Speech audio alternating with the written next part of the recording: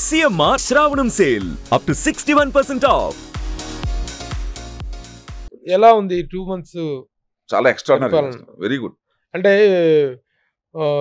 మా మీద దాడులు చేస్తున్నారు, 36 మంది హత్యలు జరిగినాయి అని చెప్పేసి ఇవన్నీ కూడా అది కాదు, అక్కడికి వెళ్ళి ఢిల్లీ వెళ్ళి ధర్నా చేసే పరిస్థితి. చెప్తాను వినండి, మీకు ఇంకో మాట చెప్తాను, చెప్పకూడదు లేదో నాకు తెలియదు. ఎప్పుడు నా వర్గం మనుషులే ఉండాలి, వేరే కులం రాకూడదు, వేరే వర్గం రాకూడదు అనే దృక్పథంతో ఇప్పుడు వ్యక్తి వెళ్ళాడు. నేను మొదట్లోనే చెప్పాను మీకు, కుల అభిమానం ఉండొచ్చు కానీ కుల పిచ్చి ఉండకూడదని. మీరు ఇవాళ టీటీడీ బోర్డు తీసుకోండి, 35 మంది ఉన్నారు ఆ వర్గానికి చెందిన వాళ్ళు. బోర్డు చైర్మన్ దగ్గర నుండి మొన్నటిదాకా 35 మంది.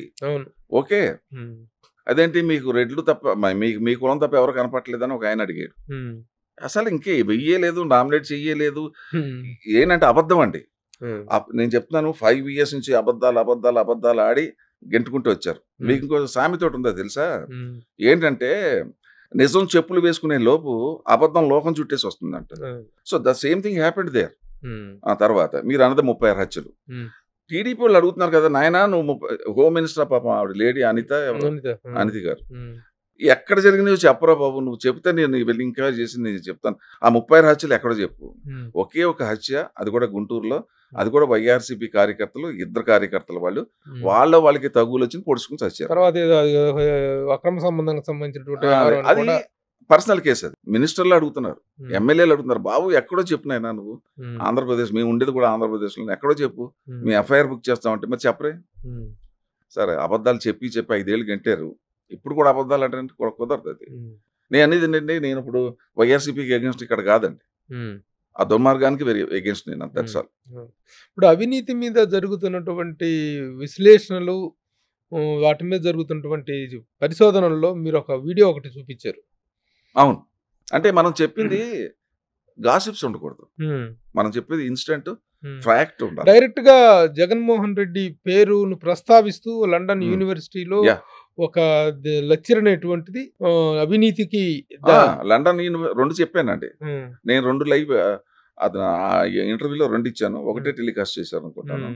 ఒకటేంటంటే, ఇతను 7 లక్షల కోట్లు ఎలా తినేసాడని చెప్పేసి అమెరికాలో ఉన్నటువంటి ఒక చాలా పెద్ద మేధావి అతను ఢిల్లీ ఎన్ఫోర్స్మెంట్ డైరెక్టర్లో కేసు వేసాడు.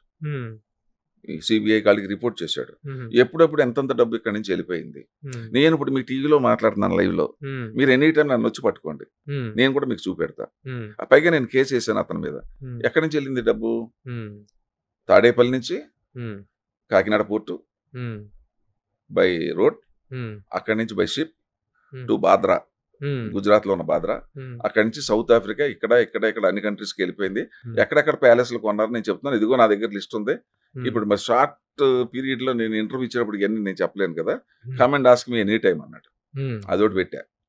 నెక్స్ట్ లండన్ యూనివర్సిటీలో ఒక మేధావులందరూ కూర్చుని ఒక అవినీతి మీద పెట్టారు.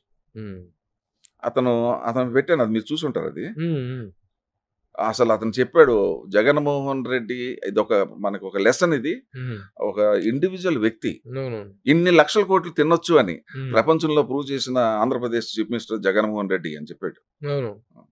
వీడియో చూడటం జరిగింది. ఆ వీడియో నేను మీరు మాట్లాడటం, దీన్ని మీరు క్వశ్చన్ అడతాం, నేను ఆన్సర్ చేయటం ఎంతవరకు కరెక్ట్ అనేది బయట జనం అండి. మీరు కొన్ని రోజులు ఆపగలుగుతారండి. నా క్యారెక్టర్ని నేను ఇప్పుడు చెప్పిన మాటలు కరెక్ట్ కాకపోతే ఏదో రోజు దొరికిపోతాను. That's fact.